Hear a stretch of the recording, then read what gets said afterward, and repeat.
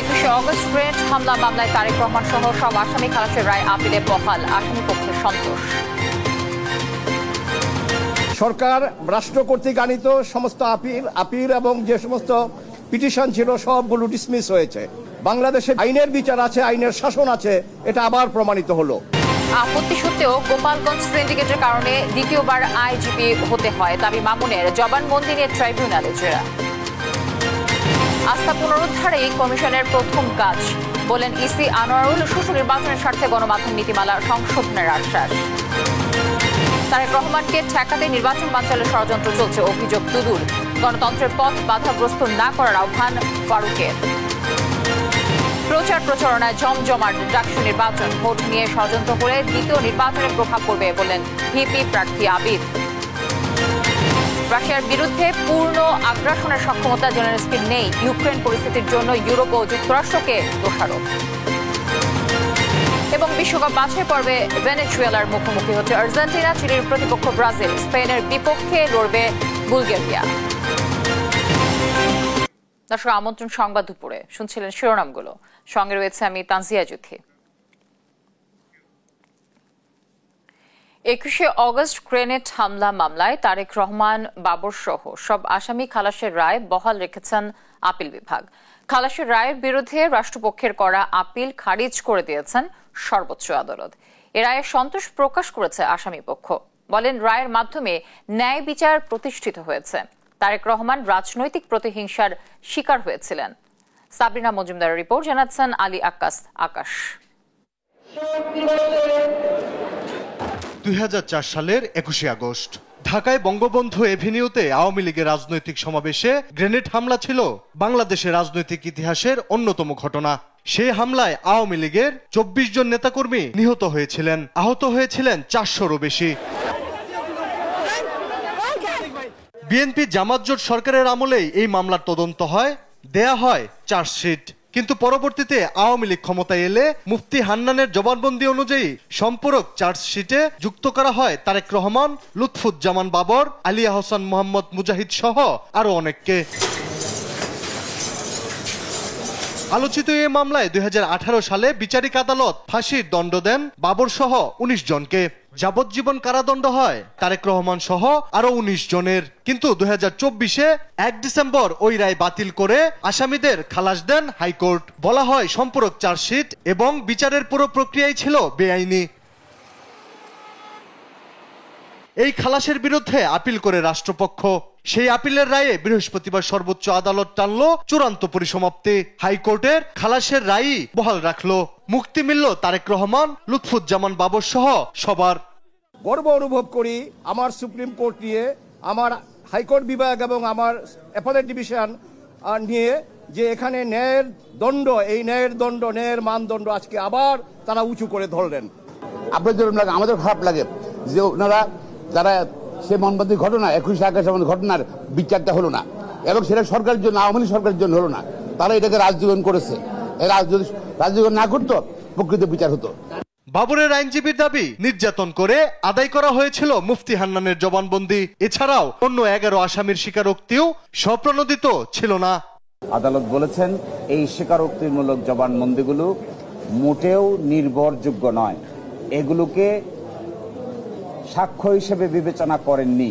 তার মধ্যে কয়েকটি কারণ বলেছেন। একটি কারণ বলেছেন এই স্বীকারোক্তিমূলক জবানবন্দিগুলো আদায় করা হয়েছে নির্যাতন এবং নিপীড়ন করে। দ্বিতীয় কারণ বলেছেন যে স্বীকারোক্তিমূলক জবানবন্দিগুলো আদায় করার আগে কোনো ম্যাজিস্ট্রেটের আদেশে তাদেরকে পুলিশ কাস্টডিতে নেওয়া হয়নি, তাদেরকে নেওয়া হয়েছিল টিএফআই সেলে, টাস্ক ফোর্স ইন্টেলিজেন্সে, কোনো আইনি স্যাংশন করা ছাড়াই, কোনো বিচারিক আদেশ ছাড়াই। এই মামলায় কোনো আসামি কারাগারে থাকলে তাদের মুক্তি দেওয়ার নির্দেশও দিয়েছেন আপিল বিভাগ। কন্ডেম সেল থেকে এনে তার কনফেশন রেকর্ড করা হয়েছে। আলী আকাশ, দেশ টিভি, ঢাকা। আপত্তি সত্ত্বেও পুলিশে গোপালগঞ্জ সিন্ডিকেটের কারণে দ্বিতীয়বার তাকে আইজিপি নিয়োগ দেওয়া হয়েছিল বলে দাবি করেছেন জুলাই অগস্টের মানবতা বিরোধী অপরাধ মামলার রাজসাক্ষী চৌধুরী আব্দুল্লাহ আল মামুন। আন্তর্জাতিক অপরাধ ট্রাইব্যুনালে দেয়া সাক্ষ্যের ওপর জেরায় এ দাবি করেন তিনি। মামুনের দাবি, চুক্তিভিত্তিক নিয়োগ দেওয়ার সময় মুখ্য সচিবকে না করেছিলেন তিনি। বৃহস্পতিবার আন্তর্জাতিক অপরাধ ট্রাইব্যুনাল ১ এর চেয়ারম্যান বিচারপতি মোহাম্মদ গোলাম মুর্তজা মজুমদারের নেতৃত্বাধীন বিচারিক প্যানেলে তাকে জেরা করা হয়। শুরুতেই তাকে জেরা করেন state defence Amir Hossain.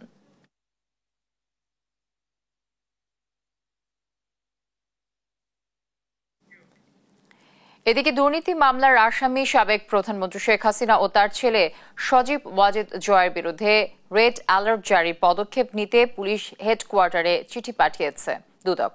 Plot জালিয়াতির সংশ্লিষ্ট মামলার তদন্তকারী কর্মকর্তারা এই চিঠি পাঠিয়েছেন। চিঠিতে বলা হয়, শেখ হাসিনা ও তার ছেলে বিদেশে পালিয়ে গেছে। ন্যায় বিচারের স্বার্থে আসামির অবস্থান চিহ্নিত করে দেশে ফিরিয়ে এনে আইনের মুখোমুখি করতে আদালত ওয়ারেন্ট ইস্যু করেছেন। এদিকে চাঁদাবাজি, মনোনয়ন বাণিজ্য ও দলীয় ফান্ডের টাকা আত্মসাৎ সহ অবৈধ সম্পদ অর্জনের অভিযোগ জাতীয় পার্টির চেয়ারম্যান GM কাদের ও তার স্ত্রী শরীফা কাদেরের দেশ ত্যাগে নিষেধাজ্ঞা দিয়েছেন বিচারিক আদালত। দুদকের আবেদনের প্রেক্ষিতে এই আদেশ দেন আদালত। গেল ২০ মার্চে GM কাদের দম্পতির বিরুদ্ধে অনুসন্ধানে নামে সংস্থাটি।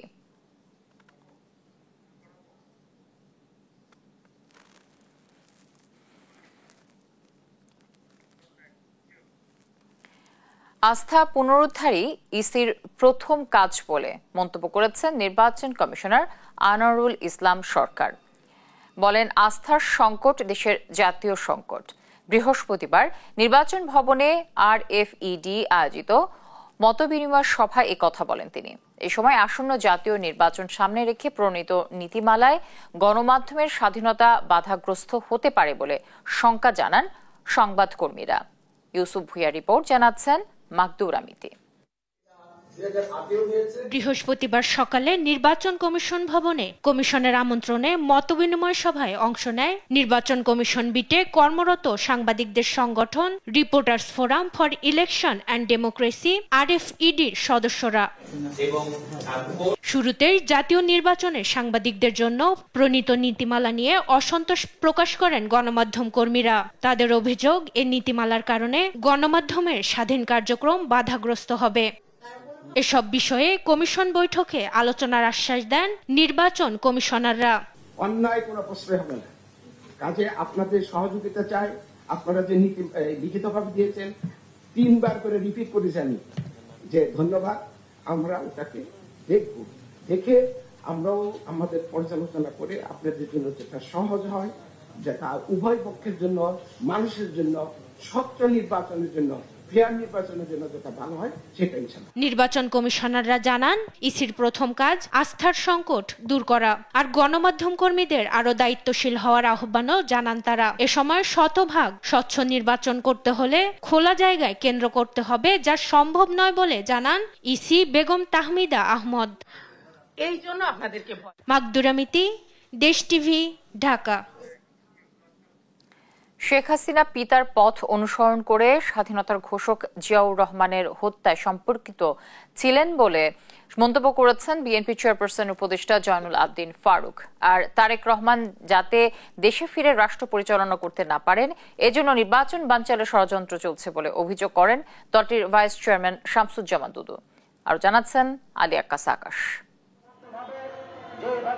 ত্রয়োদশ জাতীয় সংসদ নির্বাচন নিয়ে ষড়যন্ত্রের প্রতিবাদে বৃহস্পতিবার জাতীয় প্রেস ক্লাবের সামনে সমাবেশের আয়োজন করে গণতন্ত্র ফোরাম। এই অনুষ্ঠানে যোগ দিয়ে নির্বাচন নিয়ে ষড়যন্ত্রের কথা বলেন নেতারা।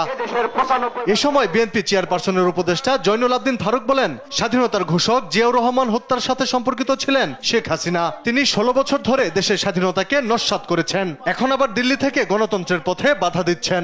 আপনার বাবা এই দেশে এক দলীয় শাসন কায়েম করেছিলেন, সেই পিতা পথ অনুসরণ করে আপনি এরশাদের সহযোগিতায় সেদিন আমাদের প্রিয় নেতা, বাংলাদেশের অবিসংবাদিত নেতা, স্বাধীনতার ঘোষক, যিনি বিশ্বের দরবারে বাংলাদেশকে তলাবিহীন ঝুড়িকে ঝুড়িতে পরিণত করেছে, বিশ্বের মুসলিম দরবারে বাংলাদেশকে পরিচিত করেছিলেন, সেই জিয়াউর রহমানকে হত্যার সাথে সম্পর্কিত ছিলেন সেই শেখ হাসিনা।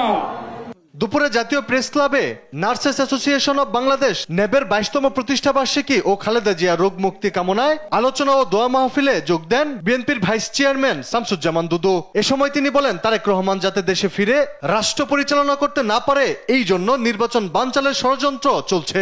বলেন, যতই ষড়যন্ত্র হোক যথাসময়ে নির্বাচন অনুষ্ঠিত হবে।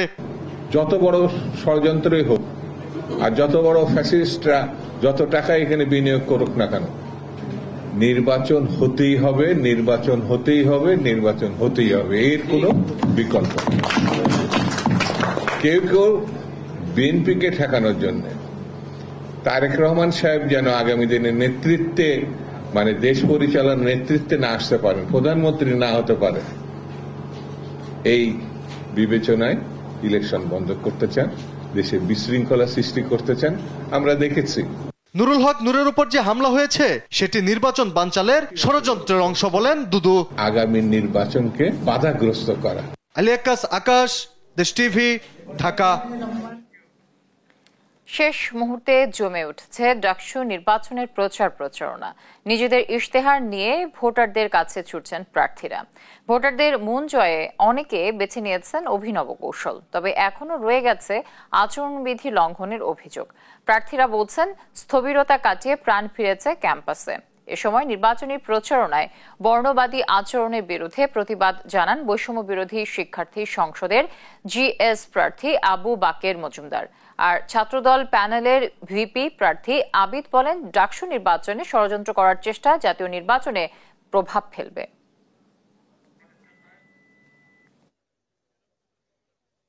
বিশ্ববিদ্যালয়ের যে শিক্ষার্থীরা তারা কিন্তু ডাকসুর বিষয়ে, ডাকসু নির্বাচনের বিষয়ে কিন্তু তাদের মধ্যে একটা উচ্ছ্বাসের বহিঃপ্রকাশ আমরা দেখছি। তারা কিন্তু উচ্ছ্বাস প্রকাশ করছে। শিক্ষার্থীদেরকে ভোটারদেরকে নিয়ে আসতে পারবে কিনা এই ধরনের কোনো প্ল্যান আমরা দেখতে পাই না, রোডম্যাপ আমরা দেখতে পাই না। সো সেই জায়গা থেকে খুব বেশি স্থবিরতা আসলে কাটে নাই।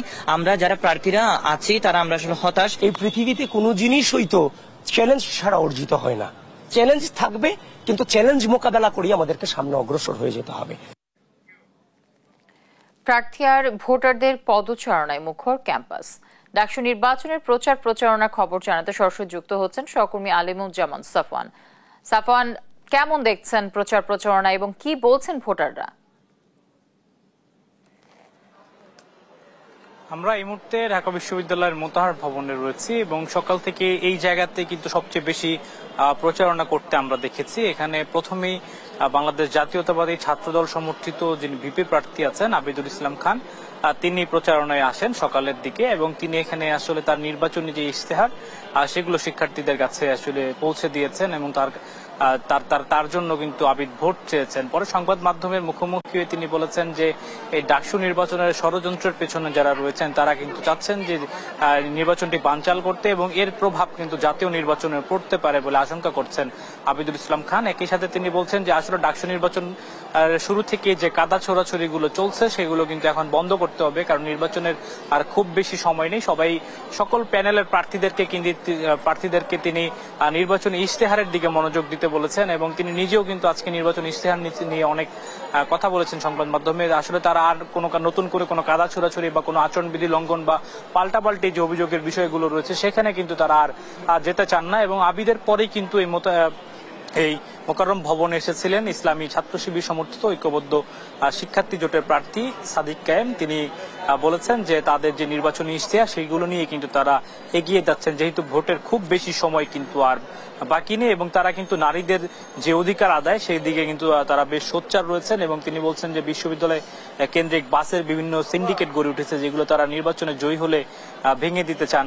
এরপরে কিন্তু আসলে মোকাররম ভবনের নির্বাচনী প্রচারণায় এসেছিলেন বৈষম্য বিরোধী শিক্ষার্থী সংসদের যিনি জিএস প্রার্থী আছেন আবু বাকের মজুমদার। তিনি সংবাদ মাধ্যমে যেটি বলেছেন যে তারা একেবারে দাঁড়ে দাঁড়ে গিয়ে আসলে ভোট চাইছেন এবং তাদের প্রচারণায় তারা নিজেরাই স্বতঃস্ফূর্তভাবে অংশগ্রহণ করছেন। সাধারণ শিক্ষার্থীদের কাছে তারা পৌঁছে যাচ্ছেন এবং তাদের যে মনের আকাঙ্ক্ষা আশা চাওয়া সেগুলো কিন্তু তারা শুনছেন এবং তারা একই সাথে তাদের নিজেদের যে ইশতেহারগুলো রয়েছে সেগুলো কিন্তু তারা বলছেন। এবং কিছুক্ষণ আগে এখানে এসেছিলেন ছাত্রদল সমর্থিত প্যানেলের জিএস প্রার্থী শেখ তানভীর বারী হামিম এবং হামিম যেই কথাটির উপর গুরুত্ব দিয়েছে যে এই বিশ্ববিদ্যালয়ে প্রচারণা চালাতে গিয়ে তারা দেখতে পেয়েছেন যে গণরুম গেস্ট রুমের যে কালচার বিশ্ববিদ্যালয়ের বহু আগে থেকেই ছিল সেটি কিন্তু তারা পরিবর্তন চান শিক্ষার্থীরা, এবং তারা যখনই ভোট চাইতে যাচ্ছেন শিক্ষার্থীদের কাছে শিক্ষার্থীরা এই দাবি কিন্তু তাদের কাছে করছে। তো হামিম নিশ্চিত করেছে যে এই বিশ্ববিদ্যালয়ে যদি হামিম নির্বাচিত হয়ে আসে তাহলে হামিমের লাশের উপর দিয়ে গিয়ে গণরুম চালু করতে হবে, এমন একটি কথা তিনি বলেছেন। এছাড়াও প্রশাসন যে রয়েছে ঢাকা বিশ্ববিদ্যালয় এবং একই সঙ্গে নির্বাচন কমিশন সেই বিষয়ে কথা বলেছেন। তো তারা এখনো কিন্তু লেভেল প্লেইং ফিল্ড প্রশাসনের পক্ষ থেকে তারা দেখছেন না, এবং এখনো কিন্তু আচরণবিধি লঙ্ঘনের বেশ কিছু অভিযোগ কিন্তু রয়ে গেছে। তো আমার কাছে ঢাকা বিশ্ববিদ্যালয় থেকে এখন পর্যন্ত এই ছিল সর্বশেষ। আমাদের সহকর্মী আলিমুজ্জামান সাফওয়ান ঢাকা বিশ্ববিদ্যালয় থেকে যুক্ত ছিলেন আমার সাথে। রাকসু নির্বাচনে শুরু হয়েছে মনোনয়ন ফর্ম জমাদান। মনোনয়ন ফর্ম জমা নেওয়া হবে আগামী 7 সেপ্টেম্বর পর্যন্ত। প্রতিদিন সকাল 9টা থেকে বিকেল 5টা পর্যন্ত মনোনয়নপত্র জমা দিতে পারবেন প্রার্থীরা। এবার রাকসু নির্বাচনে কেন্দ্রীয় ছাত্র সংসদ, সিনেট ও সিনেট প্রতিনিধি নির্বাচনে 479টি, হল সংসদে 17টি, আবাসিক হলে 764টি মনোনয়ন ফর্ম সংগ্রহ করেছে প্রার্থীরা। যাচাই বাছাই শেষে আগামী 10 সেপ্টেম্বর প্রার্থী তালিকা ঘোষণা করা হবে। নির্বাচনে ভোট গ্রহণ হবে 25 সেপ্টেম্বর সকাল 9টা থেকে বিকেল 4টা পর্যন্ত। সেই দিন গণনা শেষে ফলাফল ঘোষণা করা হবে।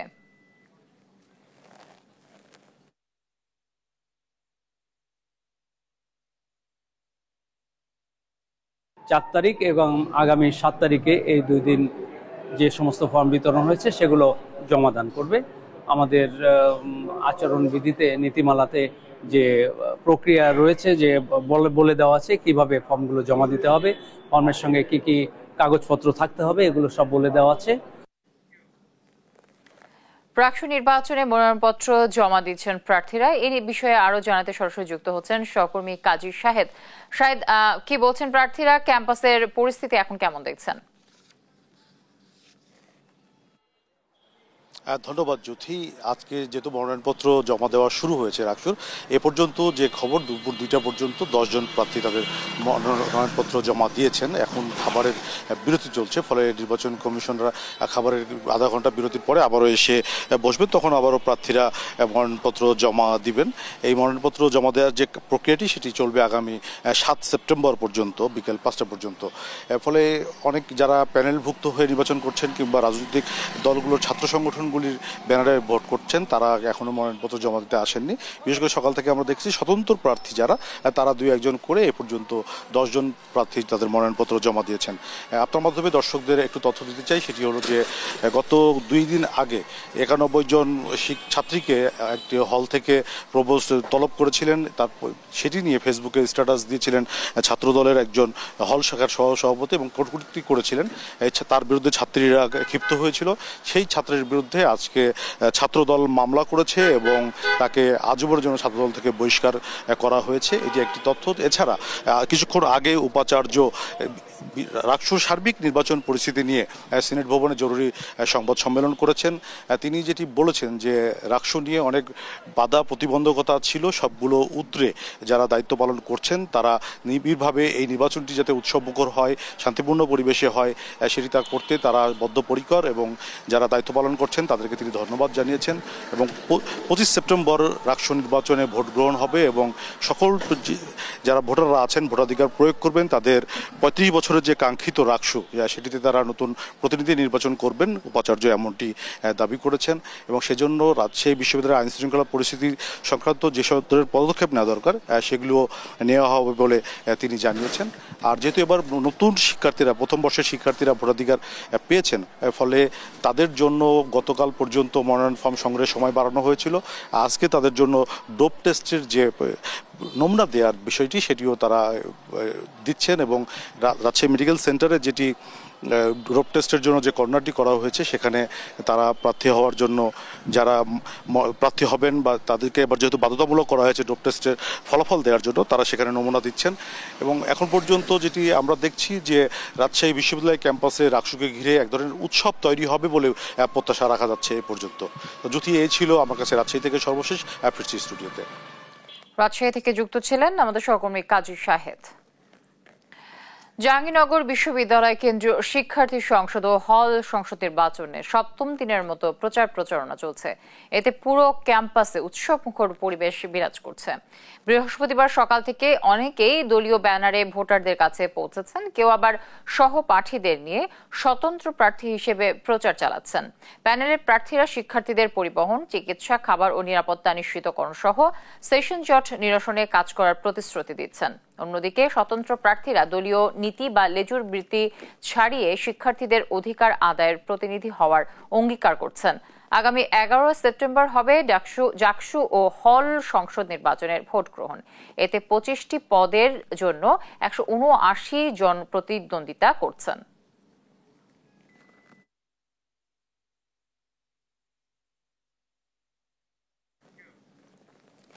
চট্টগ্রাম বিশ্ববিদ্যালয় কেন্দ্রীয় ছাত্র সংসদ নির্বাচনের খসড়া ভোটার তালিকা নিয়ে আপত্তি জানানোর সময়সীমা মঙ্গলবার পর্যন্ত বাড়িয়েছেন চাকসু নির্বাচন কমিশন। তফসিল অনুযায়ী আজ আপত্তি জানানোর শেষ দিন ছিল। তবে বিশ্ববিদ্যালয়ে শিক্ষার্থীদের সঙ্গে স্থানীয়দের সংঘর্ষ ও ক্যাম্পাস পরিস্থিতি বিবেচনায় এই সিদ্ধান্ত জানায় কর্তৃপক্ষ। আগামী 11 সেপ্টেম্বর চূড়ান্ত ভোটার তালিকা প্রকাশ করা হবে। চাকসু নির্বাচন কমিশনের সদস্য সচিব অধ্যাপক AKM আরিফুল হক সিদ্দিকী বলেন, বিশ্ববিদ্যালয়ের শিক্ষার্থীরা এখন ক্লাসে আসছে না, তাই আপত্তি জানানোর সময় বাড়ানো হয়েছে। খসড়া তালিকা অনুযায়ী চাকসুর ভোটার সংখ্যা 25,866 জন। রোহিঙ্গা শরণার্থী শিবিরে মানবিক সংকটের বিষয়টি তুলে ধরে আসিয়ান জোটকে দ্রুত কার্যকর পদক্ষেপ নেওয়ার আহ্বান জানিয়েছে ASEAN parliamentarians for human rights. সকালে ঢাকা রিপোর্টার্স ইউনিটিতে এক সংবাদ সম্মেলনে এই আহ্বান জানায় সংগঠনটি। রোহিঙ্গাদের আশ্রয় দেয়ায় বাংলাদেশের প্রতি কৃতজ্ঞতা জানায় তারা। রোহিঙ্গা সংকট কোনো বিচ্ছিন্ন সমস্যা নয় জানিয়ে আসিয়ানের পরবর্তী সভায় বিষয়টি তুলে ধরা হবে বলে জানান নেতারা। এ সময় বিভিন্ন দেশে রোহিঙ্গাদের জন্য অর্থ সহায়তা কমিয়ে দেয়, আসন্ন খাদ্য সংকট সমাধানে দ্রুত আসিয়ানকে মানবিক তহবিল গঠনের অনুরোধও জানায় ASEAN parliamentarians for human rights. They will not be part of that election equation at all.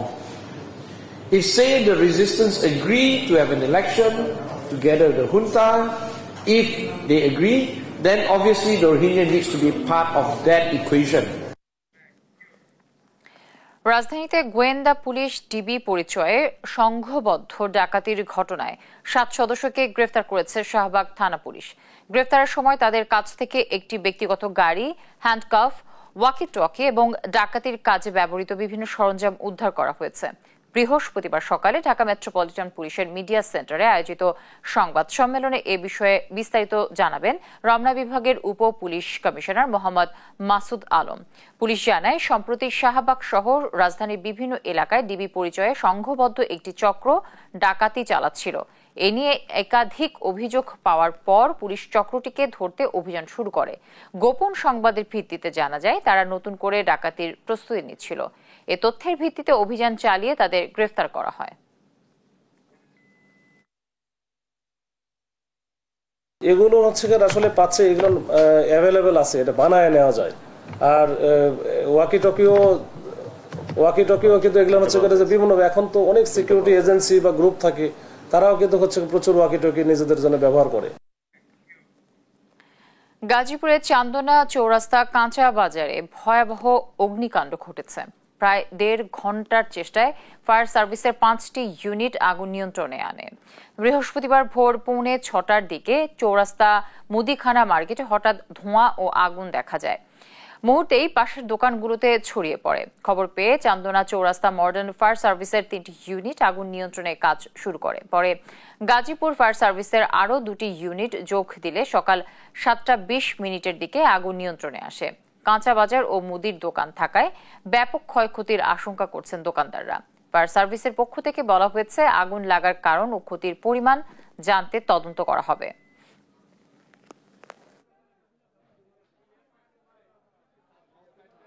এখানে ভয়াবহ একটা অগ্নিকাণ্ড হয়েছে, তো আমি তৎক্ষণাৎ দৌড়ে চলে আসি। আসার পরে দেখলাম যে ভয়াবহ পরিস্থিতি।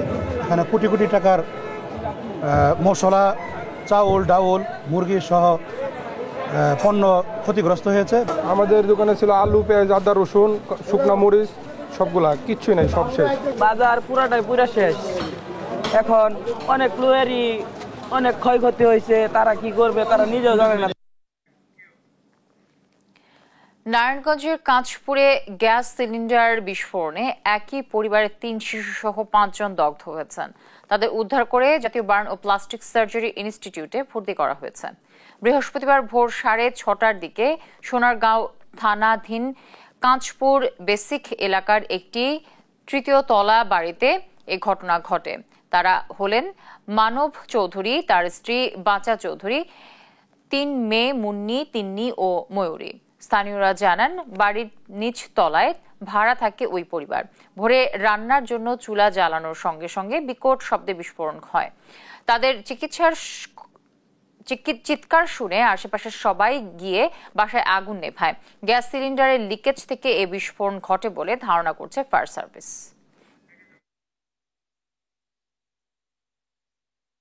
ছটার দিক দিয়ে একটা বিকট আওয়াজ হয়েছে, আওয়াজ শুনে আইসি আমরা, আয়া দিয়ে তো আগুন জ্বলতেছে। এখানে 5 জন লোক দগ্ধ হলো, এদেরকে ঢাকা বার্ন ইউনিটে প্রেরণ করা হয়েছে। এখানে হয়তো কোনো কারণে গ্যাসের লিকেজ ছিল, দরজা জানালা বন্ধ ছিল, হঠাৎ কোনো সময় আবার রান্না করার জন্য যদি আগুনের কোনো স্পর্শ এসে থাকে, এক ধরনের একটা বিস্ফোরণে হয়তো তারা দগ্ধ হইতে পারে।